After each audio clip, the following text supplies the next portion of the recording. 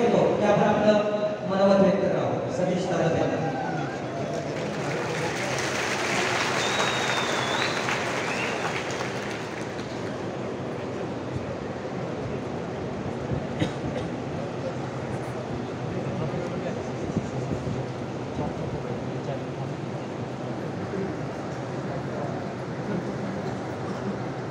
जो साथी इधर उधर जा रहे हैं एक जगह बैठ जाओ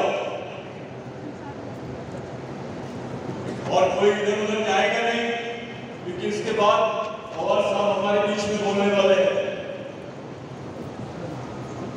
ये जो कार्यक्रम एक ऐतिहासिक कार्यक्रम इस जगह पर लिया गया है, ऐतिहासिक जगह पर लिया गया है उन तमाम कार्यकर्ताओं के लिए जिन्होंने जमीन पे काम किए हैं. आप जोरदार तालियों से स्वागत करो. साथियों, पूरे राज्य में जब से बिरसा मुंडा ब्रिगेड का जो काम, बिरसा ब्रिगेड का जो काम, आदिवासी विचार मंच का जो काम शुरू हुआ है, तब से अलग अलग टाइप के कमेंट्स आ रहे हैं, अलग अलग टाइप की हमारे ऊपर टिप्पणियां की जा रही है कि आदिवासी क्या बोलना चाहता है. ये कब से आप लोग शुरू कर दिए है? कुछ लोगों को ऐसा लगता है ये कौन सा संगठन है, ये क्या चाहते हैं. तो मैं पहले आपको बता देना चाहता हूं, कुछ लोगों ने एक ऐसा कमेंट्स किया कि सतीश पेंदाम, बिरसा ब्रिगेड, विचार मंच ये राष्ट्रवादी कांग्रेस में से जुड़े हैं. मैं आपको बताना चाहता हूं भाई, मैं अंदर की बात बता रहा हूं, सब लोग बाहर की बताते हैं. शरद पवार, बिरसा ब्रिगेड और आदिवासी विचार मंच साहब यानी जो संगठन है, हमारे आदरणीय पिता पूज्य शरद पवार साहब के पैटर्न है, हमारे संरक्षक के संगठन. मैं बस्तर में गया था 5 दिन पहले. बस्तर गया जहां पे पुलिस भी नहीं जाती है, मिलिट्री भी नहीं जाती है. वहां पे एक आदिवासी था, वो आदिवासी एक बनियान पहना था और फटी चड्डी थी साहब.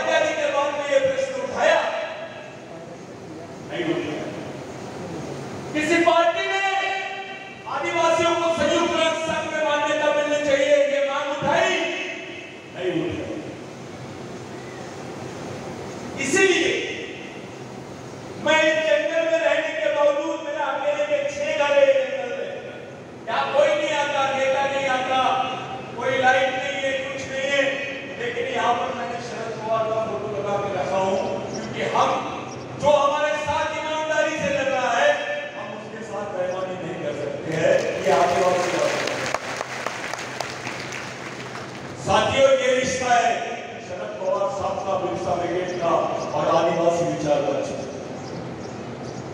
अभी 15 अक्टूबर को विश्व के 8 देशों के आदिवासी आ रहे हैं और भारत के 21 राज्य के आदिवासी प्रतिनिधि नागपुर में आ रहे हैं इंटरनेशनल कॉन्फ्रेंस के लिए। आजादी मिलने के बाद 1993 के बाद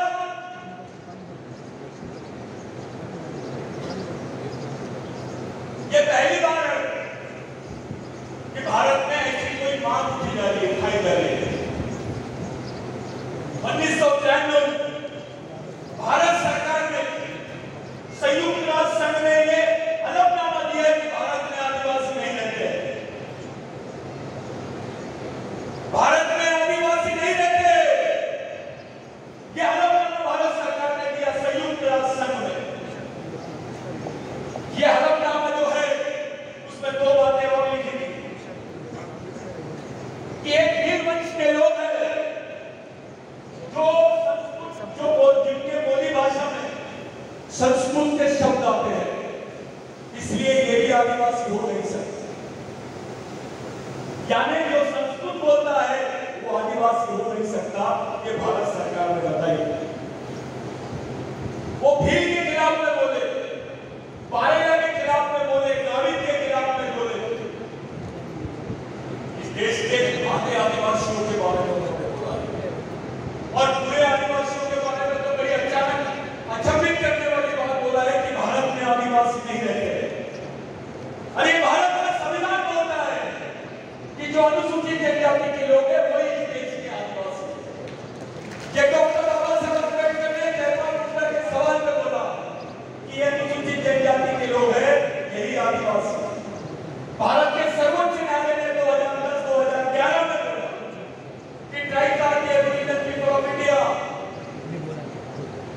ये इस देश के मालिक हैं, इनको मालिक होने का सम्मान मिलना चाहिए, उनको संयुक्त राष्ट्र संघ में आदिवासी होने का अधिकार मिलना चाहिए। ये बात सुप्रीम कोर्ट ने बोली। अरे इस देश सुप्रीम कोर्ट बोलता है भगवान राम यहाँ पैदा हुए, बोले बाबू तो देश के लोग मान लेते। सुप्रीम कोर्ट ये बोलता है कि आदिवासी इस देश के मालिक हैं, इनको मालिक होने का सम्मान मिलना चाहिए, देश के लोग नहीं मानते, प्रधानमंत्री भी नहीं मानते। एक ही कोर्ट ने 2 फैसले, एक को मान्यता और एक को नहीं। क्या ऐसा कोई देश में हो सकता है क्या? लेकिन भारत में हो रहा है। इसी बात को लेकर नागपुर में आने वाले 15 अक्टूबर को अंतरराष्ट्रीय सम्मेलन हम लोग लेने भाई, जिसका नेतृत्व शरद पवार साहब करने वाले हैं, हमारे बैकग्राउंड करने वाले हैं, जिसमें भारत के 19 राज्य के लोग आएंगे, विश्व के 8 देशों के लोग आएंगे और वीडियो कॉन्फ्रेंसिंग में करीब 600 के लोग आपके साथ रहेंगे। ये पहली बार हो रहा है कि अफ्रीका का आदिवासी, ऑस्ट्रेलिया का आदिवासी, इराक का आदिवासी, इटली का आदिवासी, फ्रांस का आदिवासी भारत के आदिवासियों के लिए खुल के सामने आ रहा है। ये पहली बार मैं आप सब लोगों को 15 अक्टूबर का सामाजिक निमंत्रण देता हूं और ये बता देना चाहता हूं कि ऐसा सम्मेलन 1993 के बाद में भारत में हुआ ही नहीं। और वो सम्मेलन का पीछे जो हमको प्रेरणा मिली है वो पवार साहब की मिली है। मैं इसलिए उनको मानता हूं। साथियों, जिस जगह पे हम लोग आए हैं, जिस पूरी चबूतरे के बारे में हम लोग बात कर रहे हैं, पूरे शिवाजी महाराज की हिस्ट्री में, शिवशाही की हिस्ट्री में मेरे को एक उदाहरण बता दीजिए कि 150 आदिवासी खुलेआम कत्लेआम किया गया। बोले बाबू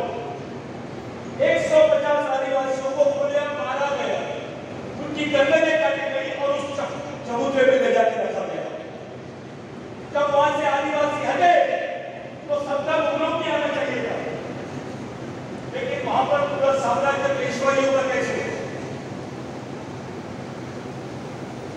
कैसे हुआ? किसने मारा आदिवासी? क्यों मारा गया? ऐसी हत्या शिवाजी महाराज और संभाजी महाराज के मानने वालों को पहली बार हुई है इतिहास में। ऐसा क्या था कि आदिवासी को ही मारा गया? इस बात में कोई बात नहीं करता। शिवाजी महाराज पर जो हिस्ट्री बनाई गई है उसमें से आदिवासी बाहर है। किला आदिवासियों, लोग आदिवासी,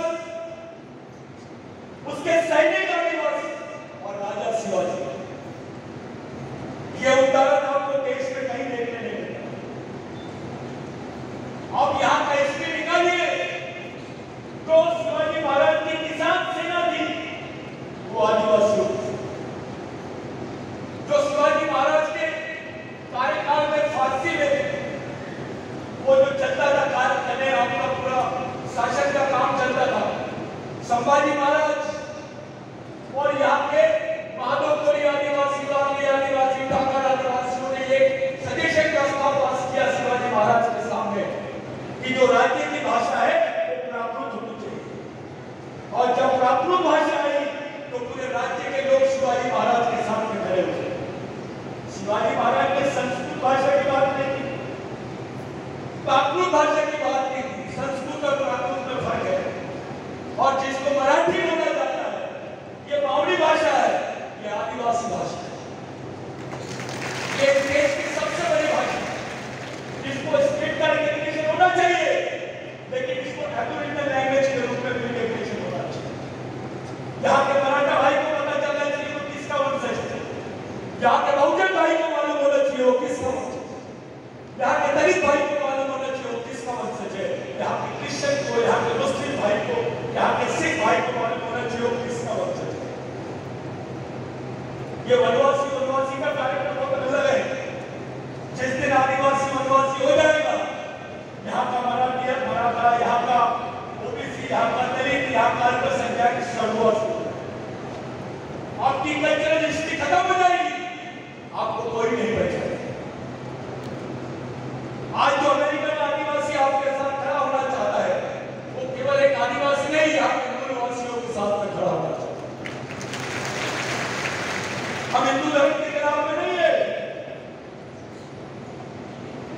आप हिंदू संस्कृति की बात करते हैं, हिंदू संस्कृति, अरे जो पहले है शिवाजी महाराज ने हर हर महादेव क्यों बोला? उस वक्त दूसरे भगवान को प्रचार नहीं चल रहा था क्या? महादेव क्यों बोला? आपको समझ में आना चाहिए कि महादेव बोली हर हर महादेव, क्या संबंध था उसका? हड़प्पा मोहनजोदाड़ो की जो संस्कृति थी उसकी भाषा प्राकृत थी। अभी तक के संस्कृत भाषा में मोहनजोदाड़ो हड़प्पा की जो लिपि है उसको पढ़ नहीं पाए, लेकिन मैं मराठी मावली भाषा में पढ़ सकता हूँ, उसमें भगत का रिसर्च है। मैं गोंडी भाषा में पढ़ के बताता हूँ आपको, महादेवपुरी की भाषा में, दिल्ली भाषा में पढ़ के बताता हूँ, कोरकू भाषा में पढ़ के बताता हूँ आपको, वारली भाषा में, खाकर भाषा में पढ़ के बताता हूँ। ऐसी क्या बात है कि 1993 में गवर्नमेंट बनी और इन्होंने प्रस्ताव भेज दिया कि भारत में आदिवासी नहीं रहते हैं। भारत में आदिवासी नहीं रहने का मतलब यह होता है बड़े भाऊ कि भारत में आदिवासी वंशज नहीं रहते। आप भी नहीं रहते हैं। अगर आप हिंदू हैं तो रहते हैं, लेकिन जिस दिन आप बोलेंगे मैं मराठा हूं, मैं ओबीसी हूं, मैं आदिवासियों का वंशज हूं, उस दिन आप भी नहीं। जिस दिन आदिवासी वनवासी, उस दिन बाकी सब स्वर्गवासी। ये सच्चाई है। जो शिवाजी महाराज की किसान सेना थी वो मावलों की सेना जो थी वो आदिवासी सेना थी। सच्चाई है। शिवाजी महाराज को बचाने वाले लोग, उनको मालूम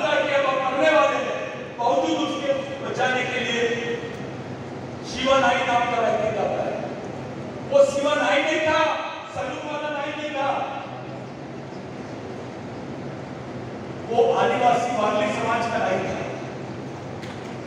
जिसकी हिस्ट्री अभी मिलती है। आप कल्याण में जाइए, वहां पर एक क्षेत्र है, नदी है, जहां पे लोग घूमने जाते हैं। बड़गांव करके क्षेत्र है।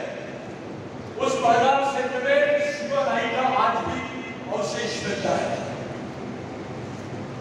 जो संघर्ष चालू है, वो संघर्ष पहचान के लिए है, वो अस्तित्व के लिए है। आदिवासियों, ओबीसी, मराठाओं, दलितों को, अल्पसंख्यकों को आज इतना सीनियर पोस्ट नेता मिल सकता है। आपके पास में शरद पवार साहब का कोई अल्टरनेटिव होगा तो दे दीजिए। ऐसा कोई व्यक्ति हो जिसके पास में इतना अनुभव है, ऐसा कोई डॉक्टर है आपके पास में पवार साहब जैसा, जिनको समाज की वाणी की मदद। इसके बाद क्या है आपके पास? हमारे पास क्या है? आदिवासियों ने किसकी तरफ देखना चाहिए? हमारे जनरेशन के लिए आप लीडर है और पहले भी लीडर हुए। कौन पवार साहब के सामने खड़ा है, कौन नहीं है, हम इसकी परवाह नहीं करते। लेकिन ये सच है, पूरे देश के आदिवासी आज पवार साहब के साथ। साथियों, ये जो मूवमेंट है, ये जो मिशन है, इसको बदनाम करने का भी षड्यंत्र चल रहा है। आप मुस्लिम को आतंकवादी बोल दीजिए, आपको गोली मारने का अधिकार मिला है। आप आदिवासियों को नक्सलवादी बोल दीजिए, वंशवादी साहब, उसको गोली मारने का अधिकार है। यानी केवल लेबल लगा देते हैं। किसी भी आदिवासी को गढ़चिरौली के उसको बता दिए बस्तर आदिवासी यानी नक्सल। एक षड्यंत्र चल रहा है इस देश में आदिवासियों को नक्सलवादी बनाने का। उनकी पहचान नक्सल, आदिवासी क्षेत्र नहीं बोलते उसको, नक्सलवादी क्षेत्र। वहां पैसा नक्सल विकास क्षेत्र के नाम से आता है, आदिवासी विकास क्षेत्र के नाम से नहीं आता है। आपको एक संबोधन किया जा रहा है आदिवासी नक्सलवादी, एक ही रूप के शब्द। नक्सलवादी आदिवासी हो सकता है, लेकिन आदिवासी नक्सलवादी नहीं हो सकता। मेरे लिए, आपके लिए, इस संगठन के लोगों के लिए, जितने नेता बैठे हैं, केवल साहब हो या सीनियर नेता वंशवादी साहब हो, बोले जी हो या बाकी सब लोग जो पवार साहब के साथ बैठे हैं, आप लोग रहेंगे। लेकिन ये जो हुजूम है, ये जो आंदोलन है कि आदिवासियों को संयुक्त राष्ट्र संघ में मूल निवासी का दर्जा मिलना चाहिए, ये आंदोलन पवार साहब के नेतृत्व में पूरे देश में चलेगा। और देश में नहीं, हम विदेश में भी लेके जाएंगे पवार साहब। क्योंकि संगठन को, बिरसा ब्रिगेड को मानने वाले केवल भारत में ही नहीं है। साउथ अफ्रीका में बिरसा मुंडा की रामोजी भांगरे की कंटेभील की जयंती मनाई जा रही है। पाकिस्तान में जयंती हुई है, क्योंकि बॉर्डर एरिया गुजरात का जो है, वहां कंटेभील की जयंती हुई। कुछ लोगों को भाजपा नहीं हो रही, लेकिन वो दूर नहीं है। अमर बाबू साउथ अफ्रीका में संभाजी महाराज की जयंती करके बताएंगे। शिवाजी महाराज के वंशज अपने आप को तथाकथित वंशज बोल रहे होंगे, वो नहीं। शिवाजी महाराज के ओरिजिनल वंशज आदिवासी। शिवाजी महाराज का जो प्रशासन था, वो आदिवासी संस्कृति के हिसाब से चलता था।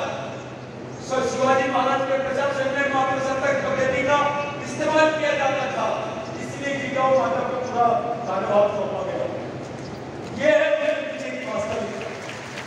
वहां महिलाओं को जितना इम्पोर्टेंट नहीं था, उतना ज्यादा पुरुषों को जितना महत्व नहीं था, उससे ज्यादा महत्व महिलाओं को। शिवाजी महाराज ने अपने सरदार के हाथ तक काट डाले थे। कोई युद्ध होता था, लूट लेते थे, तो उनके महिलाओं पर बहुत अत्याचार होता था। किसी सैनिक ने शिवाजी महाराज ने किया तो उसके हाथ काट डाले शिवाजी महाराज।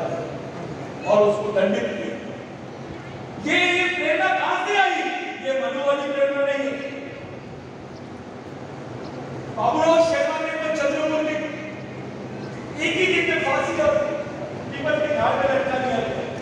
जो सजा संभाजी महाराज को दी गई, बाबूराव शेखावत को फांसी देने के बाद में ये चूने में रसायन में डाल दिया गया, उनकी बॉडी को पूरा जला दिया, चूने की भट्टी में डाल दिया। जो संभाजी महाराज के साथ में हुआ है वो आदिवासी हीरो के साथ में हुआ है। राघोजी भांगरे उनके पिताजी स्वतंत्र सेनानी, उनकी माता जी स्वतंत्र सेनानी, उनके दादाजी स्वतंत्र सेनानी, बताइए, और सब शहीद हो गए। ऐसा वंश है क्या भारत में? बाप भी स्वतंत्र सेनानी, माँ भी, दादा भी, भाई भी, काका भी। ये उदाहरण आपको आदिवासियों में मिलता है। आने वाले 15 तारीख को, 15 अक्टूबर को, जब कोई आदमी अफ्रीका से देश में आ सकता है, ऑस्ट्रेलिया से आए, तो आप जुन्नर से नागपुर आ सकते हैं अपनी मांग के लिए। ये आंदोलन है, इस आंदोलन को जिंदा रखना अपना प्रथम कर्तव्य है। जो नेतागण है, आमदार है, विधायक है, मैं उनको भी खुलेआम सामाजिक निमंत्रण देता हूँ इस इंटरनेशनल गैदरिंग का हिस्सा बनिए। साथों साथ एक अलग गाने निकाल दीजिए कि आदिवासियों में जो बिरसा क्रिकेट चलता है, नक्सलवादी संगठन है, थोड़ी और अलग गाने निकाल दीजिए, नक्सलवादियों से भी ज्यादा डेंजर संगठन है। नक्सलवादी से भी बंदूक उठा लो, उनके पास तो AK-47, उनके पास कम है, हमारे पास बहुत सारा है। इससे बड़ा बम है क्या भारत में? इससे बड़ी मशीन है भारत? ये तो भारत की पॉलिटिकल ऑक्सफोर्ड मशीन है। ये ब्रेन है आदिवासियों के पास में आज, ये ब्रेन आदिवासियों के लिए काम कर रहा है, ये लीडरशिप आदिवासियों के पास में है। इसलिए साथियों, राष्ट्रीय अंतरराष्ट्रीय स्तर तक की बात कर रहे हैं। हम दलित भाई को आह्वान करते हैं कि आ जाओ इस आंदोलन का हिस्सा बनो। हम ओबीसी भाई को आह्वान करते हैं, आ जाओ इस आंदोलन का हिस्सा बनो। हम मुस्लिम भाइयों को आह्वान करते हैं, आओ इस आंदोलन का हिस्सा बनो। क्रिश्चियन भाइयों को, सिख भाइयों को भी आह्वान करते हैं, इस आंदोलन का हिस्सा बनो। और खास करके मराठा भाइयों को भी आह्वान करते हैं कि आप इस आंदोलन का हिस्सा बनो ना बनो, उस दिन बाद आपको बनना ही पड़ेगा। अभी आदिवासी को मारे हैं, इसके बाद दूसरा नंबर मराठा है, वेटिंग लिस्ट, उसके बाद जो भी इतना ही होगा। हम पहले मरेंगे, बाद में आप लोग मरेंगे, लेकिन इंस्टॉलमेंट में मरेंगे सब। इसके सब लोगों के लिए पर्याय है हमारे पास अच्छी लीडरशिप, अच्छा प्लेटफॉर्म है, अच्छी सोच है, विजन है, दृष्टिकोण है हमारे पास। इस मिशन को सफल बनाने के लिए बच्चे को तैयार करो, गांव में कैडर तैयार करो, गांव में शाखाएं बनाओ, महिलाएं, पुरुष, विद्यार्थी, इनकी विंग्स बनाओ, अपना पैसा लो ईमानदारी से समाज के लिए मिशन, ईमानदारी से। ये लड़के जो फुल टाइम में भूखे प्यासे रहते हैं, कभी इनके पास पेट्रोल के पैसे नहीं रहते।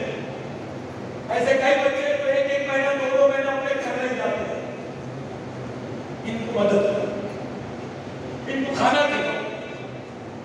जो कर्मचारी लोग हैं वो लोगों ने इनको मदद करना चाहिए। आपका मेहनत का थोड़ा पैसा विशेष मिलेगा। ये आपकी अपनी नहीं, अपने आने वाली लड़ाई है, अपने आने वाली पीढ़ी की लड़ाई है। ये हमारी आखिरी पीढ़ी द्वारा लड़ी जाने वाली, आखिरी पीढ़ी को बचाने वाली आखिरी लड़ाई है। ये बात आपको ध्यान में रखना है। यहाँ पे लड़ाई के मैदान में कोई नेता नहीं रहता, कोई अधिकारी नहीं रहता, सब समान होते हैं, सब सैनिक होते हैं। बिरसा मुंडा ने बोला था कि मिशन में, आंदोलन में आदमी बुरा भी नहीं होता है और मरता भी नहीं। राघोजी भांगरे ने भी यही बोला, छत्रपति संभाजी महाराज ने भी यही बोला, क्योंकि संभाजी महाराज के साथ में मरने वालों की जो उम्र थी 86 साल, 76 साल,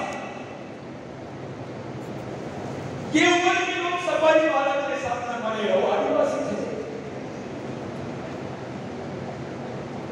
एक आंदोलन की जरूरत है, ये हम सब लोगों के लिए इशारा है।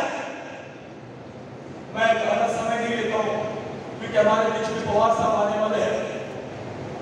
एक आप लोग आए, आप लोगों ने इसको सुचारू रूप से इतना अच्छा कार्यक्रम किया, किसी ने कलेक्शन नहीं किया होगा, ईमानदारी से कलेक्शन लेगा, कोई किताबें नहीं खरीदा होगा, ईमानदारी से किताबें खरीदा, पढ़ने की, लिखने की और करने की आदत डालो। जो बच्चों ने मेरे पास कविता दी है, माफ करना मैं नहीं पढ़ पा रहा हूँ भाई, कुछ कारण है, लेकिन मैं अपनी मैगजीन में इसको जरूर छपाऊंगा, आपको भेजूंगा। जितने आयोजक लोग हैं इनको बहुत तकलीफ होती है, अधिकारियों से, कर्मचारियों से विनती है, दिल खोल के काम करो, मेहनत करो, तो पैसा भी तो तन मन धन से चाहिए होगा, ज्यादा घमंड मत करो। मैं अधिकारी हूँ, मैं अध्यक्ष हूँ, मैं सचिव हूँ, अपने घर में रख के समाज के सामने सब समान होते। या आप देखते हैं दादा दादा जैसा अधिकारी, बहुत सारे कर्मचारी अधिकारी है यहाँ पे 17 दिन उठाते बच्चों को पानी पिलाने जाते हैं, जो IAS रैंक ऑफिसर। या शर्म मत करो मिशन में काम करते वक्त, ये पवित्र काम है, आप लोगों से विनती है, पूरी ईमानदारी के साथ हम लोग शांत चित्त से पवार साहब को सुनेंगे। मैं यही आप लोगों से विनती करता हूँ और 15 तारीख के लिए सबको मैं सचेत करता हूँ, सामाजिक कमिटमेंट देता हूँ।